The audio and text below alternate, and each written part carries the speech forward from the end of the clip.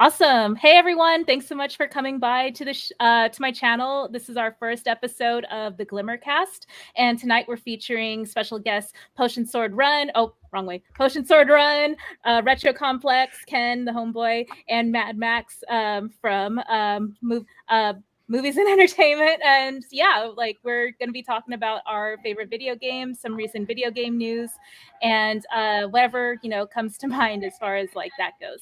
So yeah, cool. Potion Sword Run seems to have stepped away for a second. The shit must have hit the fan. When the shit hits the fan, you run.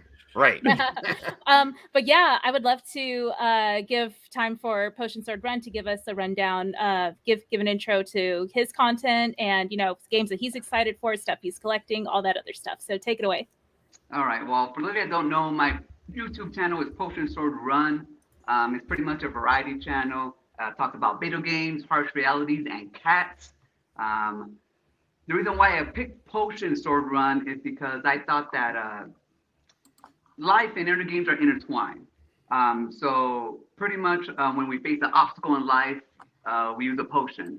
And whenever we have to stand and fight, we use a sword. And when shit hits the fan, we run. So that's why I use Potion Sword Run as my name.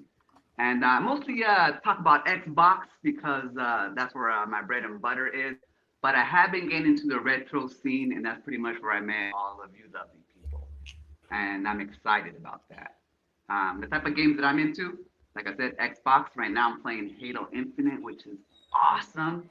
I'm about halfway through, and the story is just taking a turn, getting good, where I'm getting all these secrets. And if I wasn't here, I'd be playing right now. I just finished Psychonauts 2, which is probably my game of the year. And I didn't expect that at all. As you can see, I'm a Psychonauts fan, but I didn't really play the first one until I actually replayed after the second one, which is awesome. And Dying Light is a game that I'm looking forward to for Xbox. And for the PlayStation, because I'm not a total hater, Stray, the cat game. So that's where you're going to see me playing, hopefully soon. Awesome. And I know that you are also a connoisseur of Xbox controllers, as I can tell from your lovely background. Do you want to say some more on that? I do. I don't control them all. I don't collect them all, but I do try to collect just the kind of cool ones that are certain games that I like. For example, Cyberpunk 2077, even though it had a game full of bugs, I spent so many hours on there. So I always try to get controllers for the games that I am gonna play. So if I do invest in the game, I try to hop out the studio or at least Microsoft a little bit more and just try to buy more of that game. And so I just chose controllers.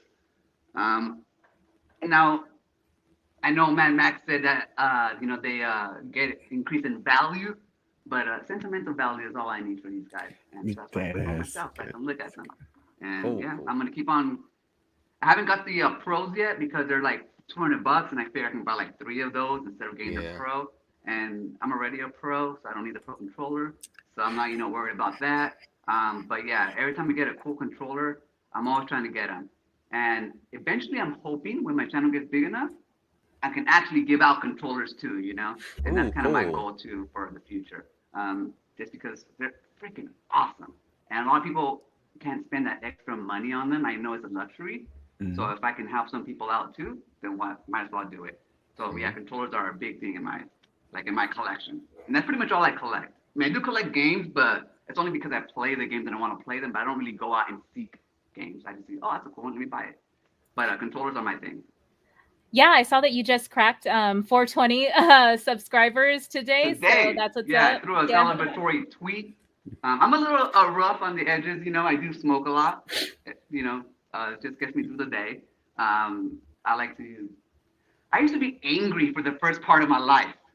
And then after I started smoking, everything just started relaxing. Sure. And so I just kind of like my second part of my life. I'm trying to have fun and enjoy everything. And so that's just part of it too. Yeah, what I loved about the vibe on your channel is like how just relaxed and how like even leveled you are as far as like the topics that you discuss. Like you do have your your hot takes here and there, but it doesn't come off as confrontational or antagonistic. Like it's completely friendly to folks who do not always agree with you. The opposite of my channel. I know when you go to when Max was telling me, hey, go to my channel one day, I'm like, yeah, I'll go to his channel, then I go and see it. I'm like, oh man, I'm gonna be just I don't know if you want me to get that out. I just I like how chill he is. Yeah, I just want to be able to when I do when I talk about certain subjects, I think about them for a long time before I actually, go out and spill all this stuff because I don't want to say something where I don't really mean for the most part. And like whenever something does come out by accident, people always hold on to that little piece and forget the rest. So I like to take a couple of days if it's a hot topic and think about it. And if I'm not going to write anything down, at least I know what I'm going to talk about when I get in front of the camera. But whenever I do like a rant today for the PlayStation, where I know I'm just going to be heated, I just throw those up and let it be. But if it's something where it's going to be talking about people or like actually like get into something very serious, then I like to be serious as well. Yeah, no, you definitely like earned my respect for sure because I first got in touch with you and your content after being recommended a video that you made, and it was in response to a podcast that I was on right before that, and I actually like really appreciated the I guess like the amount of consideration you put into talking about the subject matter, even though there wasn't like much context to really like dive into in response to it. So yeah, that meant a lot to me, especially because I didn't even know you from a hole in the wall, but like I felt compelled to like reach out to you and get to know you more. I only you're so kind. I only sub to you because I still want to know about this cat thing. I don't know what like stealing cats. I'm like, I like cats too. Oh yeah, you have to tell us the lore behind that. Cats must like that you smoke. I don't know. They get chill when you smoke too. They get everyone gets chill when that. They're just like sleeping all day. Yeah, they're the ones that are, yeah. You give them catnip when you get your catnip. Yeah. But yeah. Now on. Yeah, no, that's just sort of like my my take on your content. I really enjoy it. I always look forward to your new videos. Like, I know you were just telling us backstage that your hardware that you produce your content on is like a little limited right now, but even still, like the production value speaks volumes to like how much work and time and care you do put into what you put out. So I just wanted to give you your flowers while you're here. I know. I've been limping along this last few months, but I'll get there hopefully eventually. Awesome. Yeah, no, thank you so much for giving us that preview into you as a person. But yeah, cool. And we've got our friend Ken here from Retro Complex. He's been on a podcast with us before on Max's channel. But yeah, we get to chat more with him about some projects that he's working on, some games that he's like super jazzed on, stuff he's collecting, and anything else he wants to share with us. So take it away, Ken. Anyway, my name is Ken from Retro Complex, and games that I'm actually super hyped this year is gonna be Elden Ring because I'm a huge From Software guy. Like that, Dark Souls is my baby. Besides that, you can see there, I'm a huge Zelda collector. Anything that's Zelda related, I gonna try to have it. Yeah, I love, and I got to collect retro games. I got a bunch of retro games. That's my thing. And in my channel, I just do reviews, skits, and I talk once in a while about a little bit of news and stuff. But it's when I actually am interested on the news. Like I've been away from the Amico that I will not touch when a 9-inch ball. Okay, so what's wild is that like I got to know your channel from your Amico content as well, and my homegirl Saggy like was chatting with you on Twitter too, and I got to follow your channel, and I've been watching some of your live streams whenever you do get a chance to put them out, and a lot of like your newer videos are coming out too. Just like I was saying to Potion Sword Run, the production value and care that you put into your content is really inspiring. And yeah, I'm just super glad I get to know you and chat with you often about like new games that I'm collecting and stuff, and get your advice on like PC stuff. You were like the main person giving me recommendations for PC stuff before I went like full throttle on my channel. So I appreciate it a lot. Yeah, you got the microphone too. Yeah, that microphone is amazing. That Yeti is amazing. But yeah, that's what normally I do. I try to review games that are actually odd too. If you go to my channel, actually, you will see a lot of games that people rarely hear, like Pinball Quest, that I know some people know about it, but a lot of people don't. And I just like weird games. If they're weird, you're gonna see me playing them because that's like the thing. Yeah, no, and I know that you kind of have this like ongoing skit on your channel too, similar to Potion Swords Run Cats like theme. You've got your Tingle. yeah, you got your Tingle theme from Legend of Zelda, so I thought that was really cool. Yeah. Well, that's basically it. That's what I do over there. Is nothing else to say. Yeah, no, I know that it's been really hard for me personally to like find communities that are like jazzed on collecting physical content. So when I saw that like you were like really on board with like collecting physical media, like that's kind of like one of the main things I talk with you about, especially like when like there's different sales on Switch games and like and just out of these like out of the like just like these super like random posts that I see for like outrageously priced physical media for That older is consoles actually as well. really super. Yeah. Yeah, just like the ridiculous It's prices ridiculous. going up on like PS1 games, N64 games, GameCube games, Dreamcast, all this other stuff. So yeah, just we kind of Actually, just talk about it ongoing in your chat in your Discord. In my Discord, and one of the games that I own, and give me a second, let me go and pick it up. It's actually funny, and that's how let's get started.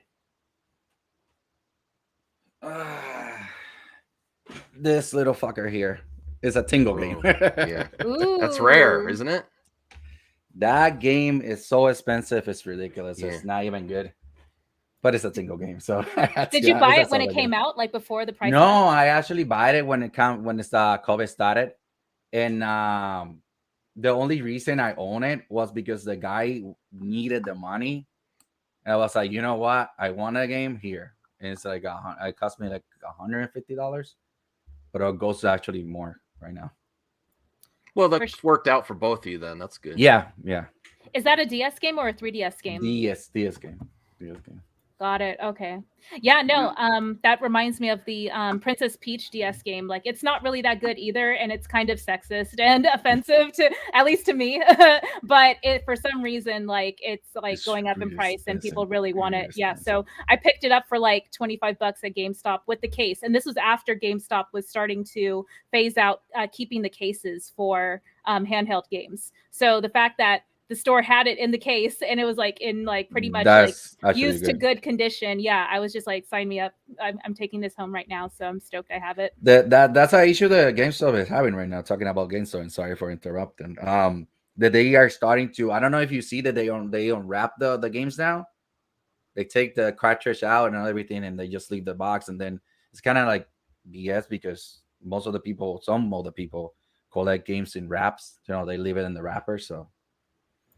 Yeah, GameStop. No, I worked at a GameStop before and for like over a year. So that was pretty much like a common practice there too. But putting the case on the wall was like not done yet. We would keep the gutted, that's what we called it, gutting a case by like taking out of the plastic and having the game out. We would just like leave the case away from we put the game in the drawer. But yeah, like pretty much like selling that as a new game like was completely trash. That does not make any sense at all. And we got cussed out a lot because we had to sell that narrative to our customers when the last copy on the floor. When I went to buy the Little Nightmares, the guy gave me the empty case with the cartridge. I see him taking out the cartridge. I'm looking at him like, what are you doing? No, this is how we do it now. Wait, what? You took it out of the wrap? You crazy? And they started like giving me excuses. I was like, nah, you cannot do this. I had not buy no more there. Yeah, no, it sucks because that's literally like my only option for like getting physical games like that is not online. And I'm someone who likes to touch the case, while I'm like browsing. Like I like going to like Goodwills and like thrift stores that also sell used games too. But now those places are catching on to like online pricing for those games too, like for a lot of like hard to find games or even just like common games too. They're just charging retail out the gate for them, which is ridiculous. And they're putting them behind glass where you can't even like touch them and have that sort of like sensation of like whether or not you want to like take it home with you. Because like for me, like if I have a game in my hand, I'm more likely to purchase it. But if I can only like browse it or whatever like behind glass, it takes away that sensation and I'm like less likely to buy it. But yeah, that's just like something I wanted to throw out. But yeah, cool. So we're gonna go ahead and jump to Max Movies to give us some info on him, games that he's stoked for, games he's collecting, and yeah, stuff that he's working on his channel. Yeah, I'm struggling. You great friends here are triggering me. I'm a recovering addict collector. I collect too much. Ask my wife. It's caused problems. I've gone into debt multiple times for it. I can't control myself. I'm on control. I'm controlled now. Control now. But I love everything you're talking about. Push and sword run. I'm jealous of your controllers. I like some of the stuff that Retro Complex has been showing there. Rhea, so that's why I've been going like this. I'm like, I immediately want to go to limited run after you guys are talking here, yes, or go buy some stuff or pre-order some stuff, and then you guys are triggering me. I might have to skip the first part of the show where you talk about all your collect. No, I'm just, but it has been a struggle for me. Actually, Game Pass has helped me stop buying games and save a lot of money and get out of debt. I try to use like streaming services and game. I love games still, but I got it for my mental health. Have to focus on playing games and not owning everything. Not owning everything. because I've gone out of. I have obsessive compulsive where I got out of control multiple times. This is a struggle for some collectors. Not everyone can handle it with a good mind. I have not. So I cannot even go to limited run anymore. I used to pre-order everything. During the pandemic, they stopped. And then there was a period of time, like every single week, I got another limited run package. And my wife was like, what the hell is going on? And I said, they stopped production because of the pandemic. And these were all pre-orders. She's like, yeah, pre-orders. She started doing this. Yeah, it's another pre-order. Sure. Yes. So, but I do, but that don't worry too much because my sponsor is in the chat.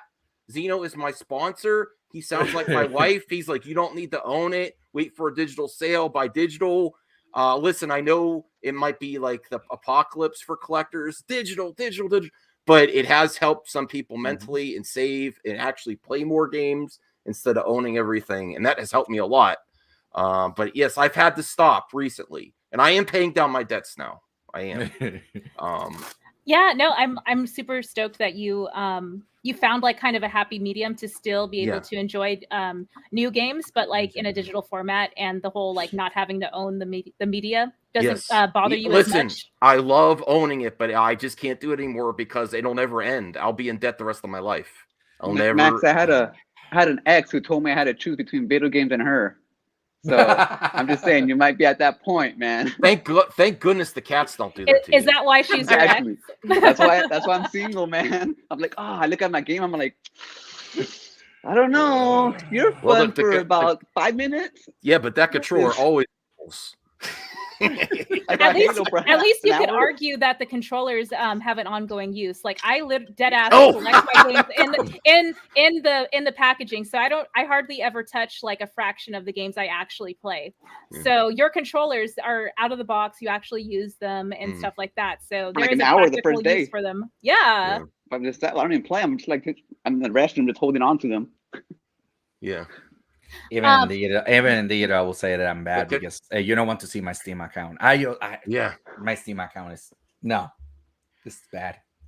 This has become a therapy session because of me. You're welcome. No, like I'm also bad because like not only do I collect games that I continue to add to my backlog, thinking like, oh, this game's $15, $20, like I'll play it eventually. Like now I'm streaming, blah blah blah blah blah. No, dead ass knowing like I've been playing Pokemon for the last 2 months, and like I'm barely like not even like finishing the game yet. So the whole like it's kind of like this like dissonance between like reality versus like what my imagination is telling me like is going to be like my goals with my channel, like because I'm a slow ass gamer and I'm not even like competitive or anything like that. I am too. Yeah. I jump all over the place. I barely finish anything. I buy all kinds of new stuff. I'm the worst type. I've actually been completing more games since I can't. I'm like, instead of going to pre-order, go play a game. I've had to do that. And Game Pass helps you with that. I actually need to finish Sekiro. I've been restarting again like 7 times and I never finished it. I just finished Ratchet Rift Apart, and that is my favorite game, one of my favorite games of all time now. I waited till it was cheap. I just got it, near Christmas for $30. I didn't buy one. So I bought off eBay. because when they have no Black Fridays, it also dropped on eBay sellers. I got it sealed for 35 maybe from Canada, and I just beat that, and then I also just got Deathloop because it's only $20 on Amazon. I had some Amazon points for buying household stuff, so I got like $6 off that. I just got like $14, and I've been starting to play Deathloop on PS5. And that's a lot of fun too. So I still buy occasionally, but it has to be a really good sale. I very rarely buy brand new anymore. Me at this point, most of my reviews are games that I actually push myself to play because I need to play the games that I always say that I'm gonna play. And that's why you see a bunch of weird ass games, because I own a bunch of weird ass games that I never touch. So I need to start stashing them. So that's an excuse. We need to do a review. That's how I take it now. Yeah, like for me, that's definitely like my intention with my channel too. Like since I like just started, I was like trying to play games that I could pay attention to the chat to and just sort of like be on autopilot while I'm playing the game, especially with like Pokemon or a platformer game like Spyro. I started out playing Spyro. That was like a really easy no-brainer type of game that I could play. So yeah, I'm trying to break into other games that I have in my backlog. Like I'm not like a big first-person shooter player, but I did pick up the Borderlands collection for Switch, so that might be my first sort of like experience playing that. And a lot of people have been wanting me to play Fortnite and Apex Legends with them, and I'm just really nervous because that is just a genre that is super foreign to me. I don't know if y'all like enjoy first-person shooters at all, but like I'm someone who like. The only first-person shooter I remember like vividly like enjoying was GoldenEye on N64. So that's how antiquated my experience with that genre is. I think the only game that I play FPS is Halo and BioShock. Beyond that, I don't like first-person shooters. I play a bunch of first-person shooters, but I haven't really played online that much. I think the only one I'm playing right now is Halo. The other ones I dropped them all last generation. Are you enjoying the Halo Infinite and like the campaign and all that other stuff that people are talking about online? Yeah, I don't really get too invested like with the like I don't get too invested in it. So I play for fun pretty much. So when I'm playing multiplayer, like I'm messing around, having fun, actually playing the game. I don't care if I die. I'm trying to do crazy kills, I like to have fun when I play my games now. And so Halo has been just fun. Like the rag physics, the explosions, the freaking grappling hook. I use that shit everywhere all day. I feel like Bionic Commando. I'm just going everywhere with that little thing. It's just so much fun. So I stopped playing Apex and all that other stuff because it's kind of got boring. Same thing over and over again. Right. New. And I know people who play a Warzone or Apex. They don't really get like the Halo thing. Like they don't see what the big deal is, or like Halo, whatever. But it's just like different type of fun. So it's like not too hardcore. So you might like Halo. You might actually have fun playing Halo, Rhea, compared to like all those other sweating, sessions you're gonna go with the other games. Yeah, the reason I wanted to start with Borderlands was because the graphic style is like super like I like the cell shading for sure. Yeah, and then like the RPG elements of being able to like level up my character and weapons and stuff. I really like that. And especially for like a single player or like not like a multiplayer, like online. I mean, against other people, then that's a perfect game. Play with some friends and boom, like just fun. Yeah, definitely. So once I get through Pokemon and I take a break between that and another Pokemon game coming out this month, Pokemon Legends Arceus, which I do want to stream. Then I'm going to check out that. But yeah, Max, what about you? Are you big into shooter games, or are there any genres that are kind of foreign to you that you haven't really explored yet? I respect all games. Like even if it's not for me, I'm not really into like RPGs, point and clicks, or like some like romance simulators from like Japan and stuff. But I respect that they exist. You're right. But I like action. Little minimal menus. I like to get right into the action. I like arcade, first-person shooters, fighters. I like platformers. I like old school, new school. I like it all, and I respect everything. Even if it's not for me, it's just not for me. Like the worst thing to do for me, even though I like story, is I have to hit a menu and like RPGs are great. I love that there's such a great community too. But hit a button on a menu to do attack. I'm like, oh, I can't stand that. It's used not my to- thing. I used I to be just don't such a RPG guy, and I got as soon as I tested Dark Souls, it ruined my whole RPG experience because Dark Souls was such a different, Yeah. like it's just action, but it's RPG, and it's so difficult. It ruined the whole RPG for me. Now I play RPGs and I get bored. It's too And easy. I do actually like different experiences too. Like I really enjoy still motion controls, and people can't stand that. So I like different experiences. Like the Wii was great. I'm still looking forward to the Miko that comes out. I like that they're doing something different. It's had troubles. It's had troubles, and my enthusiasm's waned, but I still support new experiences. Like I support new experiences. I like options. Is it really too, new though? Is it really a new experience? The controller's a little different. The controller's a little new. Yeah, no, that's a perfect segue to some of the topics that I had in mind, like the new iterations of hardware that offer new ways to experience games, like the Evercade, the Steam Deck, the Amico, other consoles that are, you know, coming out that are besides the big three. So I just kind of wanted to give some time to chat about those. I know, Max, you're hosting a giveaway on your channel for members, I believe, for the Evercade, and it's the purple edition. I want you to talk about that. Nice. Yeah, actually, my plan is to give it away next week. I have. Listen, I'm not pimping my channel much, but I do have memberships on my channel, and it's only 99 cents. So 99 cents, you could get a chance in a pot to get the Evercade handheld. I'm going to ship it to one of my members this month. Hopefully next Sunday. I just have to I have to do the thing is go write down every member's name and all the super chats they've given, or you know, it's membership or super chats get you a chance to win this. Also be giving away Zack Snyder's Justice League comic book that one of my viewers sent this to me for the giveaway, so I'm doing that. And then there's also some games and steel books, not stuff I bought a lot recently, some stuff I have in my collection. I have multiple copies of stuff, so I'm starting to give it away. I'm like, I don't need multiple copies, and it could bring joy to someone else and something to reward. Yes, but I got that on a Black Friday sale, so I got a discount on that. And I was looking for something cool to do. I was originally going to do an Amico, but I was like, you know, the only Amico that exists right now in a person's hands is Tony TDG. Yeah, you want Tony, the you only want Tony Amico. to break it? You want Tony to break it? Like no. When he signed it, it broke my heart.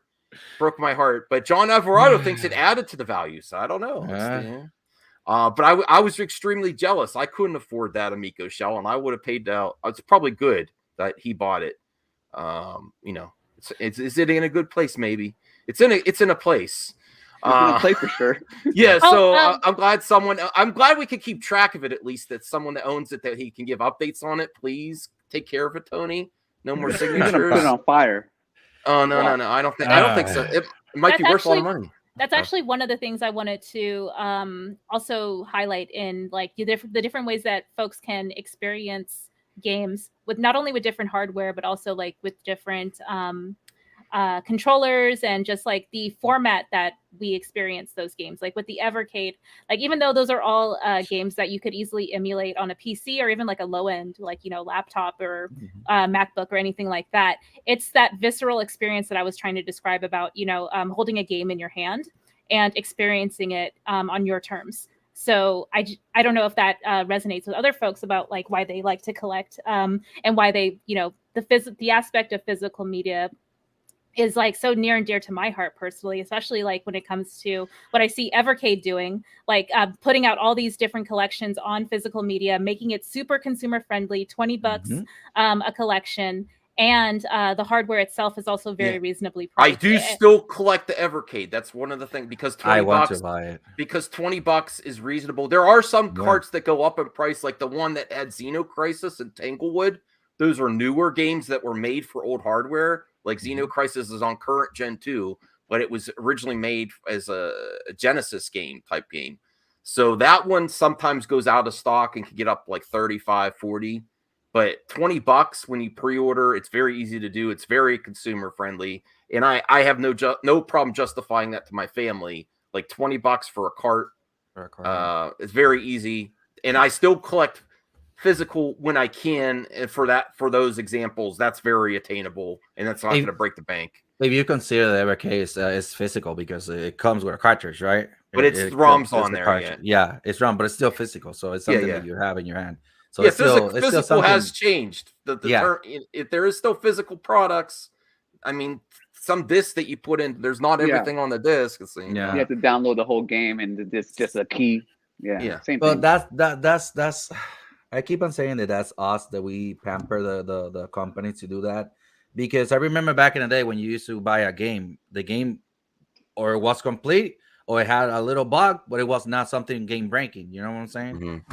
That now, first day you put you get a broken game. You get a freaking broken game with an update that is so freaking annoying. I always find that so annoying.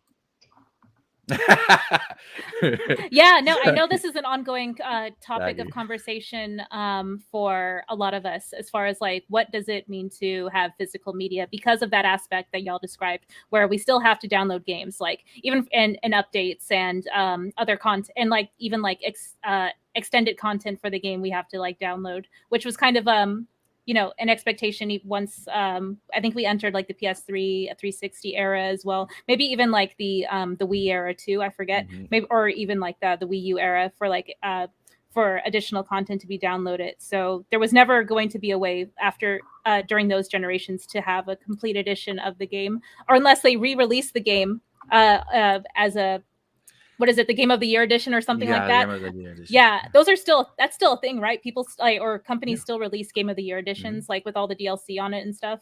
Yeah, they still do that. But the thing is that back in the generation of the Wii, and I remember even in the Xbox, it was not such a Xbox 360. It was not such an issue like it's now. Like right now, I buy Ninja Gaiden Sigma, and soon as that game came out, it was all full of bugs. So you had to have a patch of first day. It's like, then why did I buy the physical? Why was the point in that moment to me to buy the physical? Like there's still companies who actually make sure that the game work correctly and they ship it as a physical. But lately, the AAA companies have been being super lazy with that, because they know they can get away with it, and people, you know, buy the game still. So like they'll complain a little bit, but they're still gonna buy it. So they figure, I mean, there's got to be a formula, like on the cars. Whenever there's an accident, they either do a recall based on investment if it's going to cost more. So that's the same thing they probably do in video games. You know, they know it's going to be broken, but they're figuring it's going to cost them way more to delay it than it would be to just put it out there and put a patch and deal with the backlash. And so they got used to it, and that's what they do now. Yeah, I never really understood why folks get really upset about day one patches, or, you know, a game. I understand like a game coming out broken, they should have just like delayed it or announced that the patch is like required for day one use. But yeah, no, I think that's more par for the course for games that are like on PS4, Xbox One, and onward, like Xbox Series S and PS5. Max, I know you have both consoles, so yes, that was before I stopped getting into debt. No, for real. And shout out to Cyrus. Complaining on the internet does help. He actually decided to sell me his. He was like, "I'll sell it to you." I'm like, "Are you serious?" I was just kidding around. I was, you know, poking with your friend. Oh, you got a PlayStation 5. I'm mad at, you know, that kind of thing. He's like, "Yeah, I'm more in the retro now. I'm not going to use it much, and I love it now." That's nice. And also, I was kind of in the mindset that I wasn't going to be as next gen, more retro. And when I was getting into the Miko, and because of the delays and stuff, it rekindled my love of new gen stuff. Like, I am having a great time. The DualSense is a game changer. I also love controllers. I can't believe the amount of fans or consumers that are so into gaming don't really focus too much on really good controls. Like, they're like, I'll buy a cheap version. I've been getting into some new control methods, and it really enhances. Like, I got an open box before also I stopped spending money. I got an open box Microsoft third-party Thrustmaster. It has some of the best rumble. It has interchangeable parts. It's so great. And I'm really into premium controls now. Even though I don't buy physical games as much, if there's a chance that I could get a really good controller and I'll use it a lot, I do. It's a game changer. Really great controller. So I respect your controller game, Potion Sword. Yeah, I do also like the PlayStation 5 controller. I wish we had those buttons, adaptive triggers on these Xbox ones. Well, they're Yeah. thinking about it. I've heard. You know what I They're mean? thinking. It just I'm playing Deathloop as well on PlayStation 5, or I was so many games. But I mean, it feels so good in that controller. So I will give props to that. As much as I do love these Xbox controllers because they Yeah, fit the perfectly Xbox in your controller, hand yeah, and they're cool exactly. colors, like the PlayStation controller, the 5 is great. I didn't like the other ones at all. They're all square and bulky, but Mhm. this one just fits good. And those triggers, man, really do it. There's actually times where I'm gonna buy a game, I'm like, should I get it on PlayStation? And I hardly even turn it on, but it's like I just might start turning it on more just for that stupid controller. Mm-hmm. Oh, okay. Yeah. I So started I noticing understand your that controller stuff, I started noticing the PS5 or the PlayStation controllers were starting to morph more into looking like Xbox controllers. So I'm not sure if That's like probably the why I Xbox like it more. controllers It is fits like better. the superior one. It's that thing that they've been doing because even with I don't know if you know that the Pro controller for the Switch is basically a Yeah, Microsoft definitely. controller. Mhm. So it's more it's more Argo. It's just It just- better for their hand. And more if you have big hands, it's like for me playing the Switch, like playing this With the playing this little thing, those little buttons Oh, with those suck. no, I Honestly, can't. that's Oh why I don't yeah, play no, my I Switch had to as buy a much. Satisfy grip for it. Yeah. Yeah, to play handheld more I comfortably. will say one thing about the Mika controller. It feels really good. I'm not sure on the touch screen. No, I'm being genuinely serious. It feels like belts in your hand. Like it feels great. There's still issues with the release and the touch screen. I'm not 100% sold on Finnegan Fox jumping, but it feels great in your hand. The buttons I feel heard the good. little shoulder buttons are hard pressed, or it's not good. I need more. I do need more time with it, but when my short time with it, because people wouldn't pass the control. There was a YouTubers there called Pass the Controller, and they wouldn't stick to their name. They would not pass the controller. And also Level 857, those guys are cool. But they're my nemesis when there's an Amico or a game system around because they were consistently playing. But the problem was pass the. I don't know. Oh, one of the things that but the came up in controller the felt chat. good. One of the things that came up in the chat was arcade cabinets, and like I totally forgot about those as like that's another way to experience games that although it does take up more space, it does require a little bit more like planning as far as like how you experience it, and it may not be as practical as playing on console or PC, but it's still like an example of like my wife already said no. That would be the line. She said like, if you start my wife too. Don't worry. yeah, no, I'm just saying like in the perfect circumstances you. though, like it's playing an arcade game on its intended platform. And I think that speaks volumes to like the appeal of, arcade cabinets and why, they're kind of like a resurgence right now for a lot of folks. Like if I had the space, I would totally have like X-Men one, Marvel vs. Capcom, Turtles, like, I would have like maybe like 4 or 5 of them in the back and like, have it like RGT style, like have my own like skee ball thing in the back too. Like he's living like my game room lifestyle dreams right there. So I don't know if y'all have like goals for your game room or not. My wife said that's the line. We will no longer be married. She said if you start collecting arcade cabinet, you have these games already. You have them on your modded Xbox. You have them emulated. You don't need to collect arcade cabs. Our electricity bill would be crazy. I don't want any more stuff. No, and I can understand that. I could still play these games another way. It would be cool, but it would, be cool when friends are over. But I always say to big, there's this guy that I follow. There's a friend of mine. He's called Big Family Gaming. This guy only collects cabinets. Like he only collects arcade. He has a whole like garage that he built just for arcades. I'm like, dude, your wife had not kick you out. You're so lucky. So lucky. At least it's in the garage, like like it's I know a lot of people money. have. Yeah, no, a lot of it in their rooms. I'm sure. Yeah. Yeah, no, but yeah, the Evercade, arcade cabinets, and Steam Deck. So yeah, the Steam Deck is kind of like a 180 from our conversation about physical media because it's I don't know too much about the Steam Deck, so Ken, you might be able to like shed some more info on that. But like as far as like accessibility for games on a handheld platform, that's what I love the most too. So like as much as I love like physical media, it's becoming more and more scarce for a lot of the platforms that I like. So the Steam Deck kind of like answers that question by at least making them accessible, albeit it's not on a physical media other than the actual hardware. Okay. With the If y'all have thoughts. I already pre-ordered it, so I'm super hype about it, and I cannot wait because it's basically a way for me to finally get to play my Steam games. I own almost 700 or 800 Steam games, so I need to find a way to play them. Because I used to have the Humbly. That's the reason I have so many games, is because I used to have the Humbly bundle monthly, and I used to get so many games. It was ridiculous. So that's an excuse to be able to play the games that I have in my Steam. Then there, I got a lot of good games in there. It's just I don't have the time. Yeah, and a lot of like really cool indie games that are on Switch that I had intention of, you know, playing, and I'm kind of like hoarding on my Switch hardware, are now going to be more readily available on the Steam Deck, along with other games that are not available on other platforms too. Potion Sword Run, I don't know if like you're you've been following the Steam Deck at all, or if you have any thoughts on it. I was gonna get one until I saw the price, and I was like $669 for like the top one. I was like, oh hell no! Like I understand taking. Well, first of all, I have all these consoles. I already have games, so I was thinking like, who's this Steam Deck for? It's like, am I really gonna take my Steam library to, I don't know, wherever I go? Like if I'm gonna go out of town, like I'm probably gonna go out of town for a reason, so I'm not gonna need my whole library of games with me.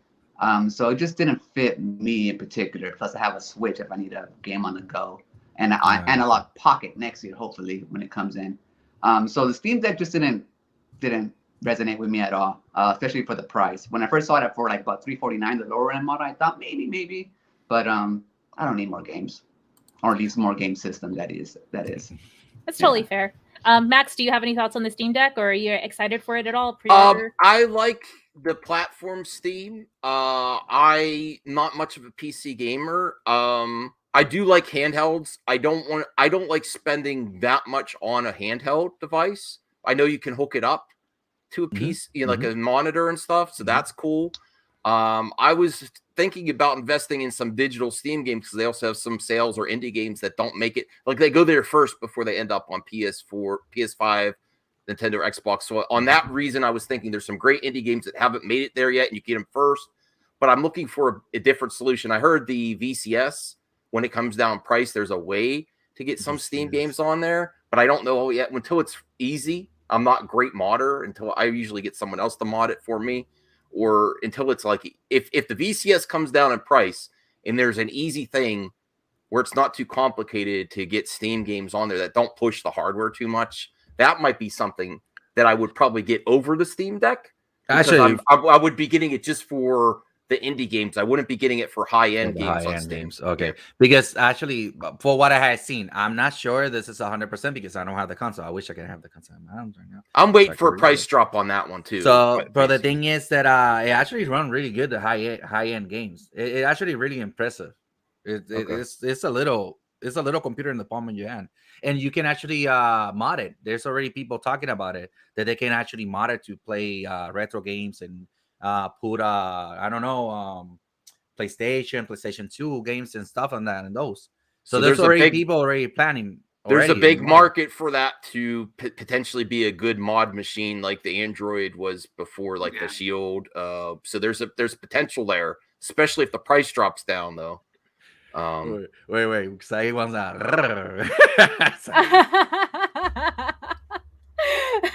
She's going ham in the chat. I love it. I plan to have her on the show in the future. But yes, Guardian of the Game Shop actually had a super fun question. So, question for the panel: Fluff, Marry, Kill, PS Vita, Switch, Steam Deck. Potion Sword Run. Do you want to answer this prompt first? I'm sorry. Well, go ahead. Someone was talking crap in the chat. It was the second thing. My controller, they're real. They're real. When you said that was just a backdrop, I was like, okay, but then you reached in the back and then pulled a controller out. But yeah, no, the prompt is the Guardian of the Game Shop question for the panel: Fluff, Marry, Kill, PS Vita, Switch, Steam Deck. Go. Question of the panel: Fluffy, Marry, Kill, PlayStation Vita, Switch. Switch for me. Always has Nintendo, Zelda, so it has me. Oh, I think this is Fuck, Marry, Kill. Yes. Fluff, yeah. Fluffy, yeah. It was just a nicer way to say. God damn it, that's Oh, hard. wait. So, Potion. So you're going to. So So you have to kind of like rank them. Like, which one would you kill? Which one would you marry? Which one would you fluff? Oh, I'm sorry. Which one would I kill? I would kill the PlayStation Vita because PlayStation. It is. It Oh, was good. I love my Vita. I have the I OLED know, it's Vita, so the good. V1 one. me too. It's actually really good. It has I actually a very nice wasn't really library. into handheld consoles that much. You know what I mean? I had like a Game Boy and stuff. But I just never really got into it because I always wanted to play on my TV. All they So I would have never needed got to do into was a it, you know? dock, and that would have been next level. If they would have thought ahead of If they had Nintendo. docks, yeah. I mean, that's what the Switch was perfect with the dock. Well, they had the Vita TV, The freaking analog didn't have a dock. but The Steam Deck had a it was dock. limited. You couldn't play all the games. If they just had a way that you could dock the PS Vita, oh my god, that would have changed the game. They had they have it on PlayStation that you can play whatever you go. What's the name of that? I went blank. Remote play. Oh, Yeah. but you have to keep your PS4 on, right? And it has to be connected to the You internet. can leave it on sleep mode and it will turn on. I do it all the time with my computer. Sometimes when I'm bored and I have a break in my work, then I'm eating, I just turn on my PlayStation and play it on my computer. You could do it with PS5 too, So I think. Yeah, it's really good. And you can do it with a Vita too. Wait, your Vita can do that with the PS5? Yes, there's still unless they removed it. I didn't try it, but I saw the option there. Yeah, I saw the option. Yeah. Yeah. Oh, So no, that's awesome. It's a But plus. I would marry the Switch, and then I would kill the Vita, and then I would fluff the Steam Deck because, yeah, she has some goodies on her, I know, but That's too much for awesome. me, you know, so I can only afford it once. Ken, how about you? God damn it. Well, the Switch, I will marry the Switch. I will fluff the Steam Deck. And sadly, even though it's good, it's so good, this is such a hard decision. I will kill the PS Vita. Sadly, because I'm more into the Switch and the Steam Deck. I have the best answer. Go ahead, Max. I would marry the Switch, but I would fluff the PS Vita all the time while married to the Switch. I would never get rid of it would always be my side fluff. And then I would kill the Steam Deck. Oh, man. Yes, I'm sorry. I mean, this isn't real life. I don't do that to my wife, but if my game, I'm a little more. I would keep it as my side fluff. And whenever I'm done with my Switch, my married Switch, I'd go fluff my Vita. Oh my god. Yeah, no, I think I keep it on speed dial, booty call to fluff my Vita. Right? Yeah. That's the perfect scenario. It's really tough. Like for me, I think I want to marry my Switch, fluff the Vita, and kill the Steam Deck. Yeah. So yeah, no, the reason I want to fluff the Vita is because of Persona 4 Golden. Like I can't really enjoy that game on any other platform right now. So Rhea, so once you fluffed it, are you going to be able to say go and take it out of your phone? No, you're going to have that phone number in there for the Vita, right? You're going to be like, my Switch is my consistent. I'm married to the Switch. But, I mean, that's why it's the perfect answer. You're not going to get rid of that number. I have to save PS Vita as Pizza Hut in my phone, so the Switch doesn't catch on. Right. Like, oh yeah, Pizza Hut is calling me. Gonna get that pepperoni. That was a great question. Thank you so much, Guardian. But yeah, let's see. So I think let's see. We have a few more minutes left in the hour, so I just want to make sure I cover anything else that came up in the chat. I know people were talking about the PSP, and I love the PSP. I bought one day one when it came out and I loved the UMD physical media as well, even though it was super, not collector friendly for me anyway, especially like for storing it, because those discs could easily get scratched and all this other stuff would happen to them where there was no saving those discs after, damage was done. So yeah, I love the PSP for collecting and just like how I was able to make it into the ultimate emulation device when I was a kid. It was super easy to hack too, like in the early 2000s. Like I dipped my toe into emulation and hacking like my Nintendo DS and my PSP just from following like super like super elementary style how-to videos on YouTube back in like 2006. Some of those videos are still like in my favorites too on my account. So I love going back and watching those and just like getting flashbacks to that time. But yeah, I don't know if y'all like are fans of hacking your devices and putting emulators on them or anything like that. Yeah, I have a few consoles hacked already, so yes, I can tell you that. Like I have right now, I was actually hacking a 3DS not so long ago, but they stopped giving service to one program that I was gonna use, so sadly, it was in vain. And I got a few other consoles that I hack around the house. Yeah, I like that too because I just like to play retro games wherever I have a console. I don't know why I should stop that. And sorry for interrupting. What does things that sound like something? Somebody say about the Steam Deck, and sorry for interrupting once again. The Steam Deck is just a niche. It's gonna be a niche. It can actually get a hit. It can don't. I will not be surprised if it actually hit and it actually is big because there's a lot of people, believe it or not, there's a lot of people who own Steam. And there's a lot of people. I know a lot of people who are waiting for it like religiously. Like they want that console to have it in their hand. So it could be a miss or it could be a hit. We have to wait. It's like the Amico and all the consoles that are coming. It's a miss or a hit. Didn't it sell out though? I'm pretty It's sure it sold out. yeah, it's already Didn't it sold sell out? Yeah, it's already Yeah, sold out. so, yeah.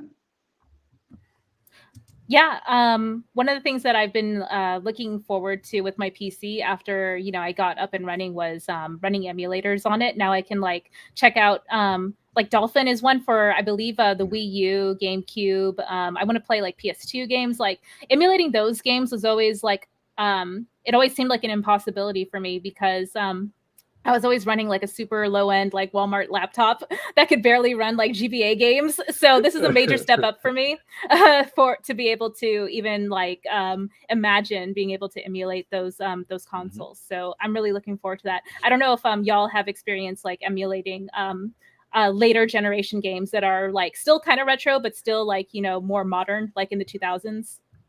I actually running PlayStation 3 on my computer. I can actually run it. How Good. does it run? So like smooth. It's so smooth. If you have a good graphic card, it runs so smooth. It's so good. Oh. I was in shock when I make it work because you had to go into like a few steps and you had to put some updates and stuff. You actually had to go. If I can recall, you actually had to go to the website and get some files for you to be able to run the PS3. So you had to go to the Sony PlayStation website and download some drivers so you can run it. And what else console I'm running right now too? I've been trying to get an Xbox one, like the Reno Xbox, but that one I feel like it's never gonna happen. Every damn emulator that I download for the Xbox is it's trash. Oh, so even like first generation Xbox emulation is still garbo. Garbo, super trash. Oh. Like, really bad. It's really hard. It's My just really Xbox hard to emulate. Original games on my Xbox now. I mean, I have that's something to compatible. I share don't from have a our girl problem with it. Saggy. Oh yeah, please go right ahead. I just retweeted that. Yes, that don't tell me that doesn't look sexy. Me in a hotel room with It a does. fluff and a Vita It's a on little the high-end. bed. Oh yeah, me Yes. and my babe Pizza Hut. I mean, handhelds are made to be played in the bedroom too. In bed, the best. Yeah. You could play it on the go too, but you could have some good times in your bed with your handheld. Y'all are living lavish. I see this bed set right here. Looking fancy, fresh right there. Yes. It's awesome. I know. The little throw pillows.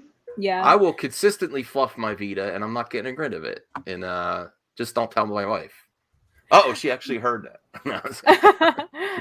But yeah, I am really hoping that Sony considers getting back into the handheld scene. I know it's like kind of rumored, but none of those rumors have been like really substantiated.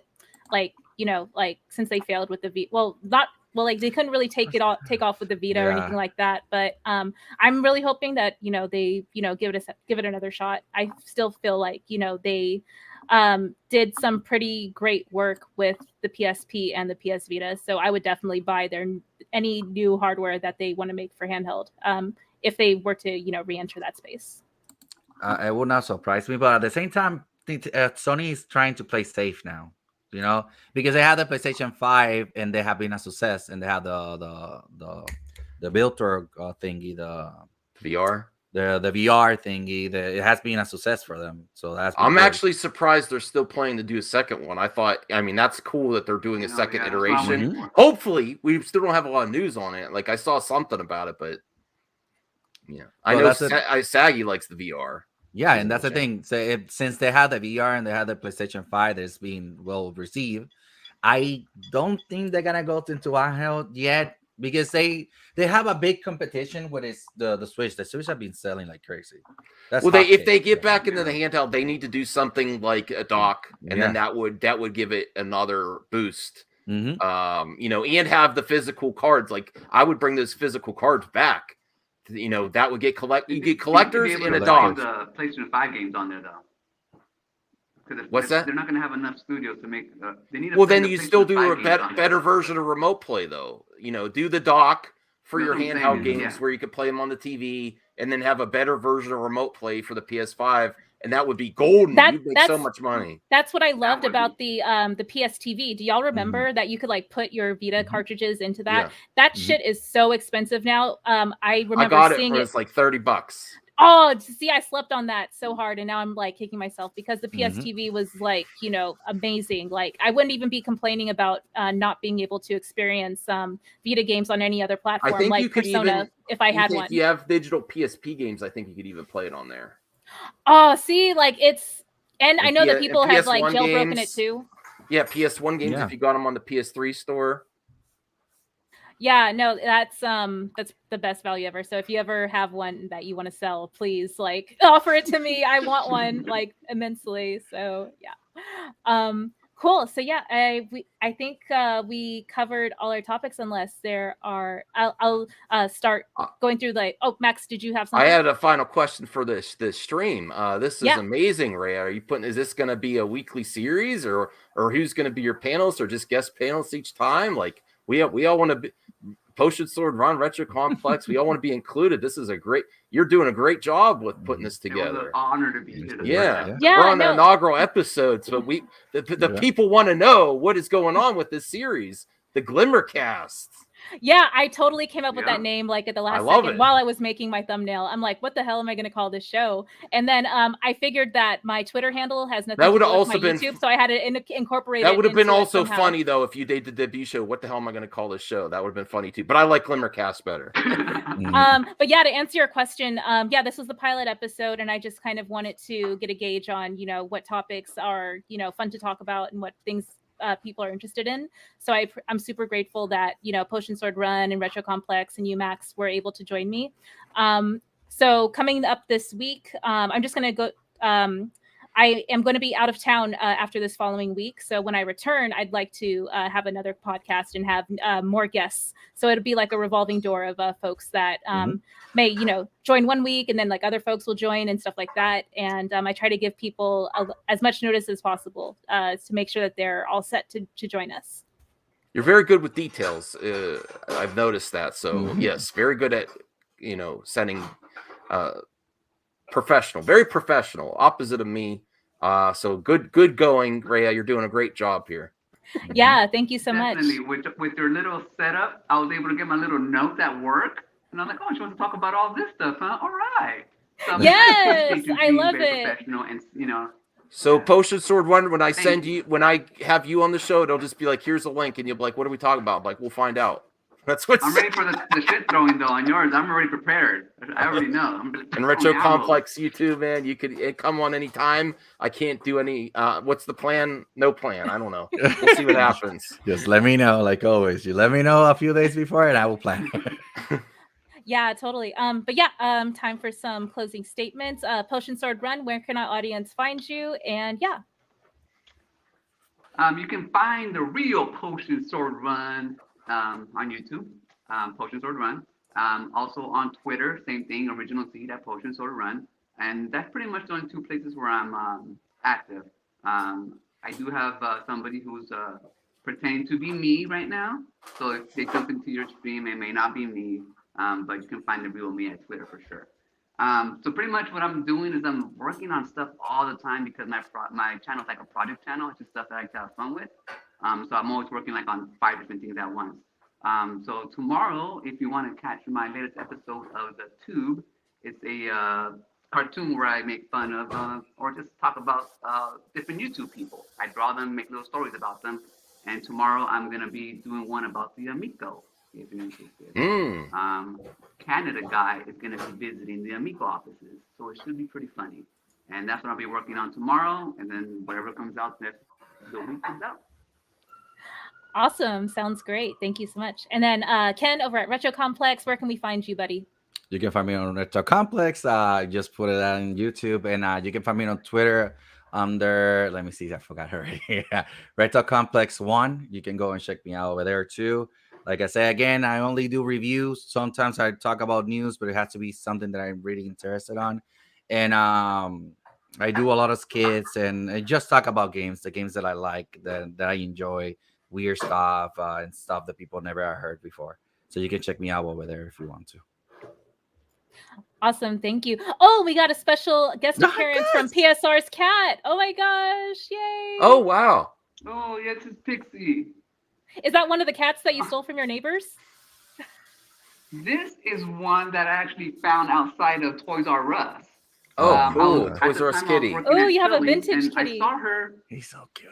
by the door, and there were people just walking by her. And she was like, meow, meow, meow. And I was like, come on, someone pick her up for like a whole hour. And so on my lunchtime, I went to go grab her, put her in my car, I took her home. And she's been with me ever since. What's her Nice. name? Her name is Pixie. Pixie. Adorable. Yeah. Cute. Thank you so much for joining us, Pixie. Love to see it. But yeah, Max, where can we find you and what are you working on? I'm covering madness and entertainment on Movie Madness and Entertainment. Talking about movies. I haven't been talking as much video games lately, but I could come here to do that when I'm invited or when I or any of your channels. I'm always happy to talk about it. Just the movie stuff has been occupying. I try to throw a little game stuff in there once in a while, but it's really close to my heart. And then I try to bring people together, but I'm not organization's not my strong suit. So if you just want to just shoot the shit and chill and hop on a stream that could end up fire, watch out. Come. I'll send you guys. I think Retro Complex is already in my Movie Madness DM group. I can put Potion Sword Run in there. Basically, just to prepare, you could jump on at any time. But it's not very organized. It's just a lot of people talking to bring people together. So you're invited. Everyone's invited, though. Awesome. Thank you so much, Max. But yeah, like for me, business as usual on my channel. I try to stream every day, if not every other day. I go back to work tomorrow, so we'll go back to a day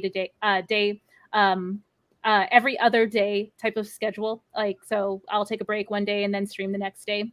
And then I'll be gone for a period of time going to Puerto Rico with my sister to celebrate her 28th birthday. So I may try to stream every day just to like get the most out of like my time online when I'm off of work. But other than that, any other future podcasts, panels, things like that, I'll be sure to give everyone lots of notice on, what the topic is. It could be video games, it could be movies, it could be pop culture. I love being able to talk to my movie friends about video games like you, Max, and I love being able to talk about movies and like TV shows and other stuff with like folks that I know from the video game space. So I want to try and switch it up and make this space more like, let's talk to people about things we don't usually get to talk to them about. That'll be kind of the vibe for this type of show in the future. But yeah, thank you everyone for tuning in. And panel, if you have a few seconds, I just want to kind of like wish you well backstage. But yeah, we're gonna go ahead and end the podcast. And thanks everyone for tuning in. Bye.